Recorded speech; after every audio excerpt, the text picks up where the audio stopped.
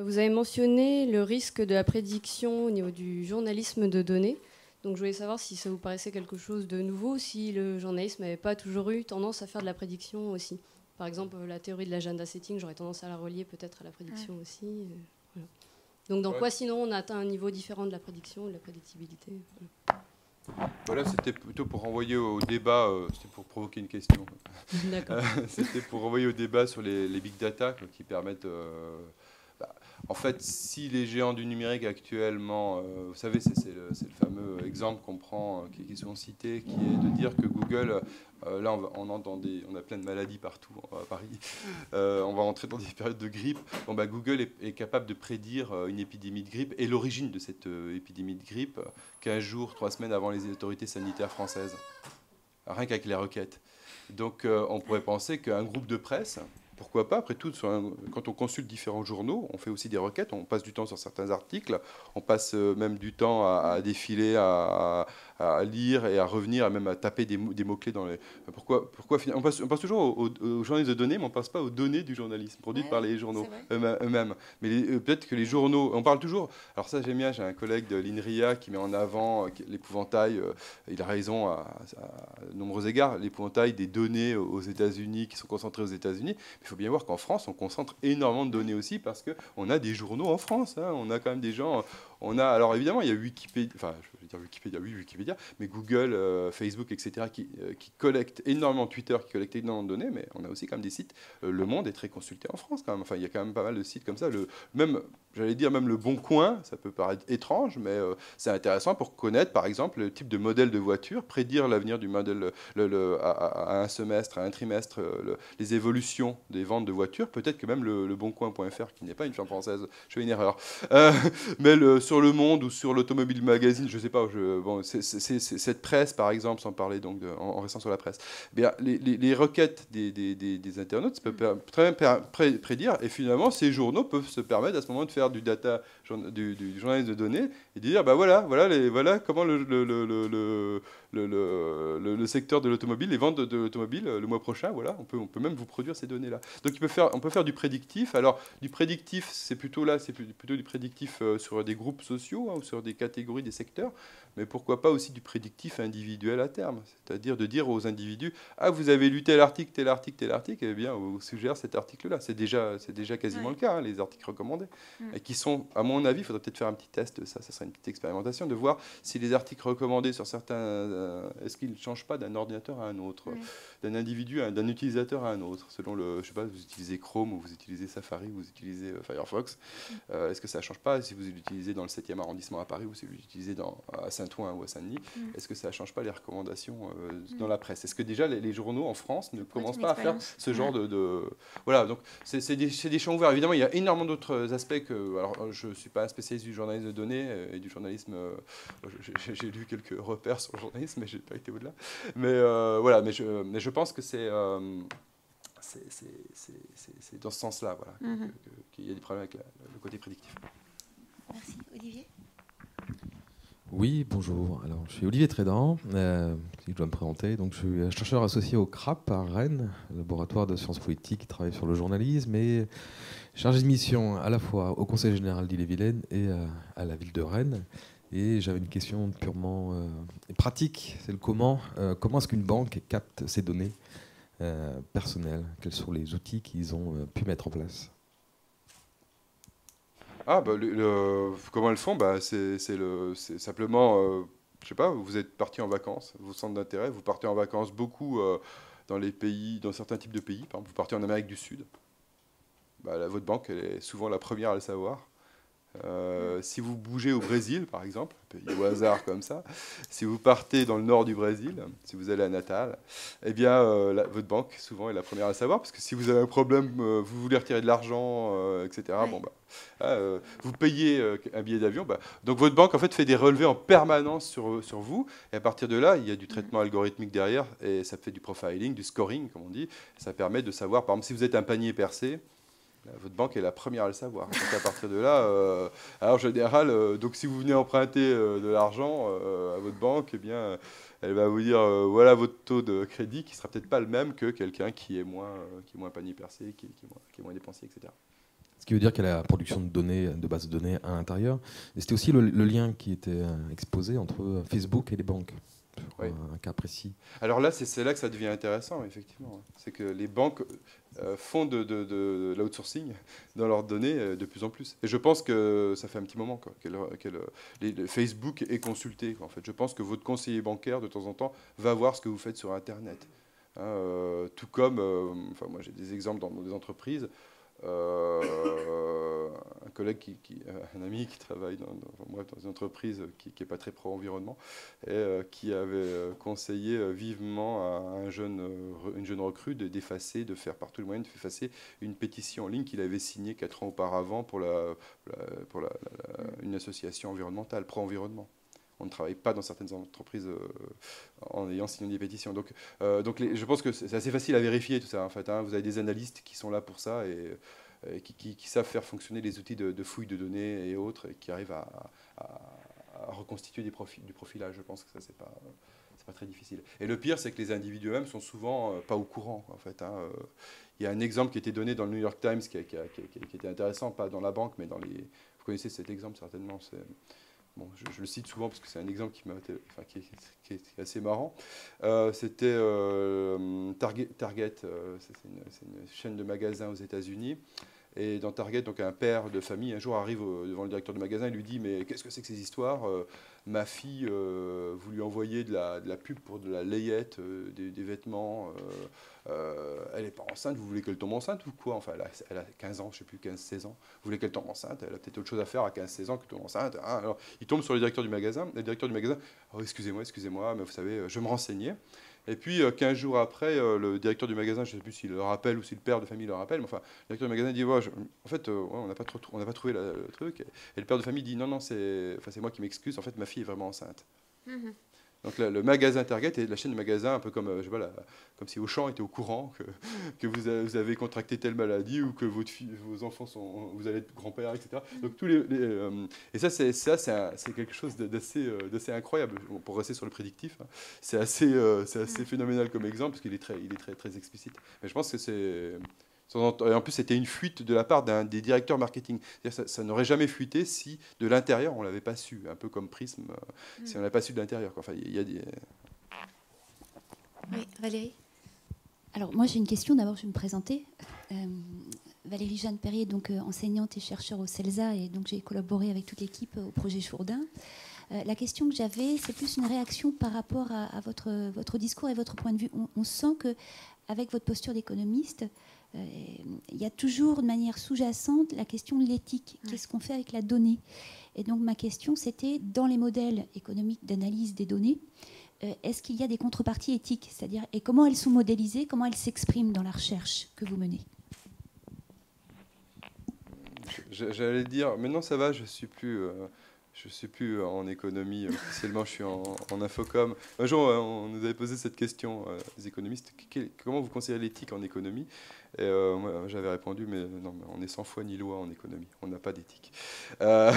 C'est-à-dire qu'en fait, une éthique, ça supposerait... Là, dans des questions comme alors, une éthique, si, on peut en avoir. On peut dire, par exemple, l'environnement, voilà, c'est quelque chose, c'est une priorité, et il est évident que... Là, avec la vie privée, il est très difficile d'avoir un point de vue éthique, malgré tout. À part le point de vue que j'ai mentionné sur l'autonomie individuelle, et sur les fondements qui pourraient être une valeur en soi, l'autonomie individuelle, la préservation de la capacité, hein, je ne vais pas revenir sur Kant et tout ce qui suit, mais la capacité quand même à avoir un avis qui soit quand même pas toujours sous la pression des autres. On a toujours un avis sous la pression des autres, mais on a quand même une petite marge de manœuvre de pensée, malgré tout, et cette petite marge, elle est intéressante à préserver. Et bon... Donc là-dessus, à part ça, j'allais dire, la vie privée, c'est quelque chose, et encore, je renvoie à un concept qui est l'autonomie, qui est un concept de philosophie politique très précis, hein. Mais l'autonomie individuelle, pour être exact. Mais la vie privée en tant que telle, comment on peut avoir de l'éthique sur la vie privée, puisque personne n'est capable de définir ce qu'est la vie privée ? Oui. C'est-à-dire que si j'étais certain que la protection de la vie privée absolue était une nécessité en soi, je dirais, bon, voilà, la régulation est simple, interdisons tout ce qui est sur... fermons Internet. Un peu comme l'avis de la CIA qui a fermé Mega Upload parce qu'on était certain que la piraterie la piraterie musicale, la piraterie audiovisuelle était quelque chose de néfaste. Alors là, c'était ancré, c'est encore entré dans la tête de pas mal de chercheurs, même de chercheurs, j'allais dire, de décideurs, etc. Bien là, la solution était radicale. On a fermé Megaupload et on a prouvé qu'on pouvait, en tout cas, donner un petit coup d'arrêt, c'était momentané, mais au téléchargement de films notamment. Bon, on pourrait avoir le même point de vue, mais on n'est pas sûr. On n'est pas sûr. C'est-à-dire, même quand on met... Alors, l'éthique, par exemple, moi, j'avais travaillé un peu sur la privacy by design, la vie privée dès la conception. Mais même quand on décide de mettre en place des règles, vous savez ce que c'est, c'est-à-dire dès qu'on conçoit un système logiciel, on pourrait d'ailleurs avoir, une interrogation sur le journalisme de données et la privacy by design. C'est-à-dire, dès qu'on commence à exploiter des données, jusqu'où on va, quelles règles, quelles limites on se fixe. La privacy by design, c'est quelques règles. Vous pouvez aller voir le règlement européen et les discussions qui sont autour du règlement européen actuellement qui va être adopté et qui va être obligatoire. Il y a tout un champ de discussion sur ce qu'on appelle la privacy by design. Ces règles, on a l'air sûr de soi, on a l'air sûr de penser que ces règles, elles sont nécessaires, mais en même temps, faut les mettre en balance. Finalement, moi, dans mon éthique, je me dis que l'innovation, c'est très important. Une société innovante, c'est comme une société où on a un minimum de sécurité, sortant le mot, mais enfin, où on peut se promener dans la rue sans être obligé ou de mettre des barreaux, comme je reprends l'exemple du Brésil, dans les grandes villes où on peut être tranquille sans être agressé, ça peut être aussi intéressant. Alors après, il faut voir les moyens qu'on emploie. Je ne discute pas des moyens qu'on emploie pour cela, mais ça peut être intéressant. Une société où on a une liberté de la presse, ça peut être intéressant. Et opposer la vie privée à tous ces enjeux-là, mon éthique à moi, c'est de dire c'est difficile d'avoir un point de vue tranché. Voilà. Et c'est pour ça que pour l'instant, je suis dans le doute. Et c'est une bonne posture, je pense, d'être dans le doute. Est-ce qu'il y a d'autres réactions ou questions ? Moi, j'ai été frappée aussi. En fait, c'était une question qui se rapprochait de celle de Valérie. C'est la façon dont cette approche économique des données, d'emblée, pose la question des valeurs. Mais des valeurs... En fait, on peut avoir l'impression que la notion de valeur a un double sens, une valeur économique et puis une valeur au sens de valeur morale. Et on se rend compte que dans cette approche économique, les deux vont ensemble. Et qu'on ne peut pas les dissocier, mais même s'il y en a une qui se modélise quand même plus facilement que l'autre.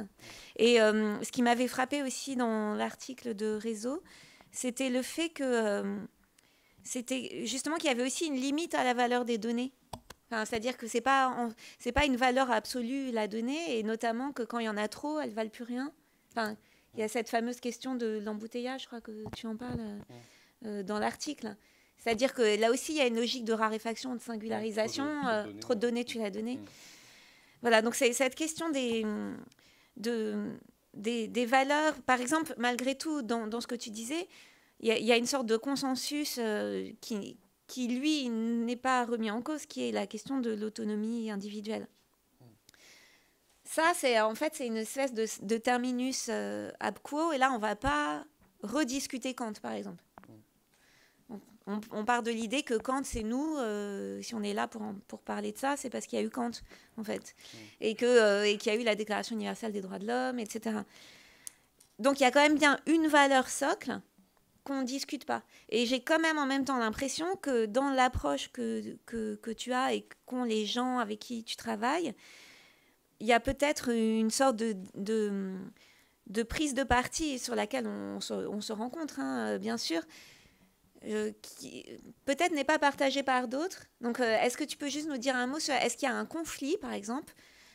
Est-ce qu'il y a des grandes tensions entre économistes des données personnelles sur la question peut-être des valeurs et d'une certaine conception libérale, je dirais, de l'autonomie individuelle.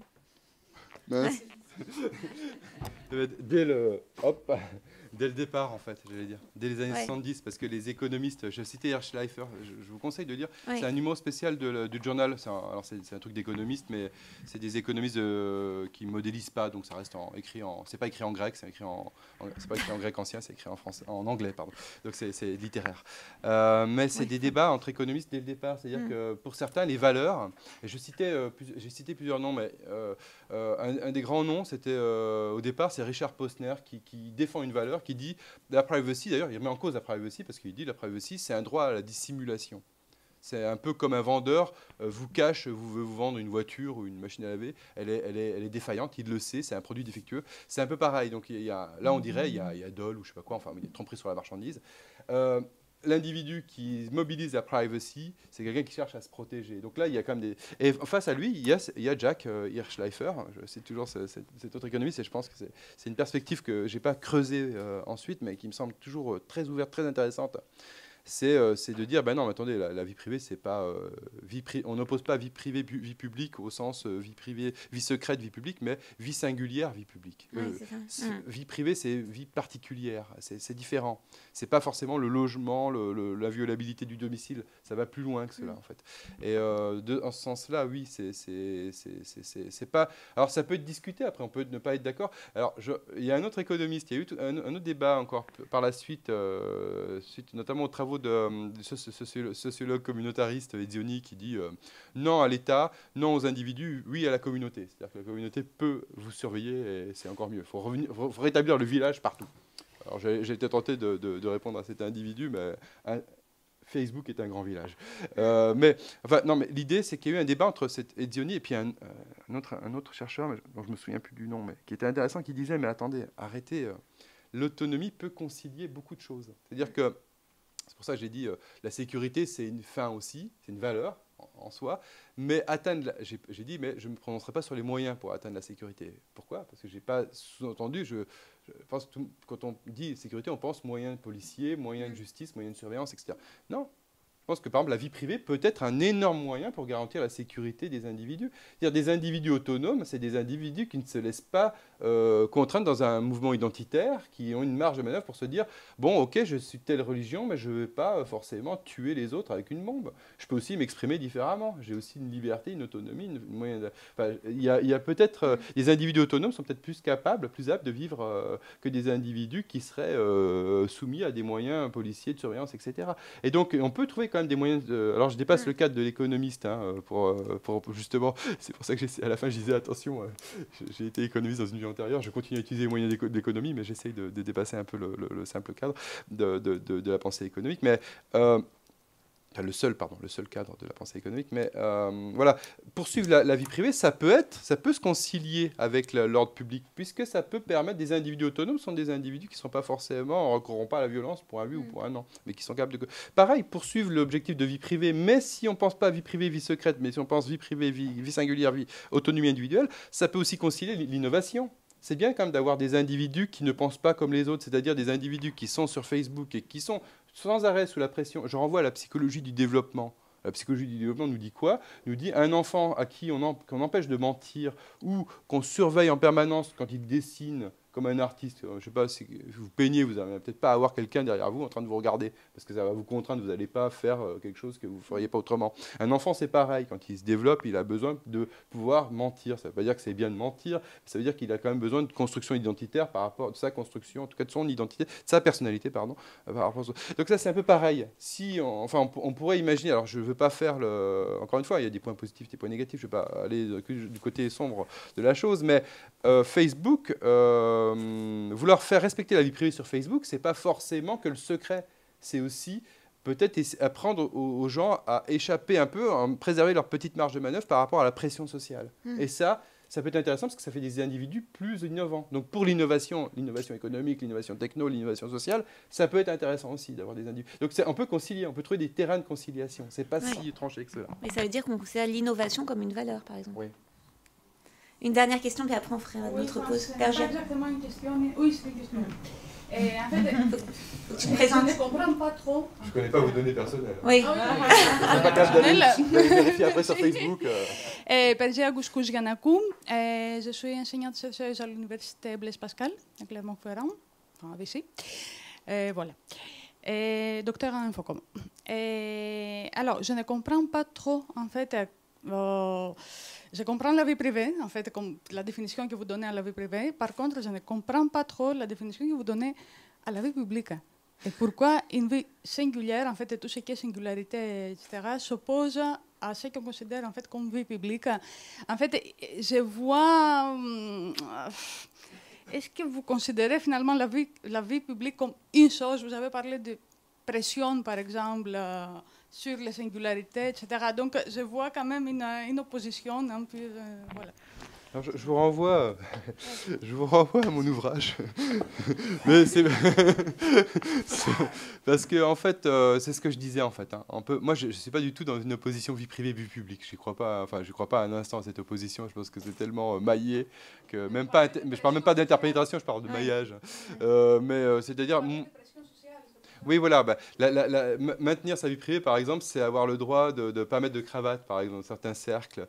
C'est avoir le droit de garder sa personnalité, même dans la vie publique, même sous le regard des autres. C'est d'ailleurs la vie privée, pour moi, c'est ça. En fait, c'est plus ça renvoie quand même malgré tout à l'autonomie individuelle.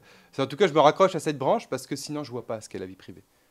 Parce que la vie privée, si vous voulez, si on veut avoir une définition de la vie privée et l'opposer à la vie publique, et dans ce cas-là, il faut... commençons par les individus, sans aller plus loin. Chacun a sa conception de sa vie privée, mais chacun a sa conception de sa vie privée. C'est-à-dire, si vous allez sur Internet, vous dévoilez... En fait, la vie privée devient complètement endogène à votre propre comportement de vie privée. À partir de là, welcome, bon courage, good luck, pour définir la vie privée, puisque chacun a sa propre définition, sa propre paramétrage. Quand vous allez cocher les cases sur votre service de réseautage social préféré, vous cochez les cases qui vous intéressent, donc vous paramétrez votre vie privée. Donc la définition de la vie privée, c'est pareil. Hein. Ça me semble... Oui, d'accord. Oui. Mais déjà, si on arrive mal à définir ce qu'est la vie privée, après, par contraste... C'est le contraire. Peut-être c'est parce qu'on a mal à définir la vie privée. Tout à fait, oui. Tout à fait, ouais. Alors là, vous allez me lancer dans des débats sur les réflexions post-Habermas et autres. Voilà, c'est la pirouette. Donc, on va faire une courte pause pour prendre du café et du chocolat qui sont là.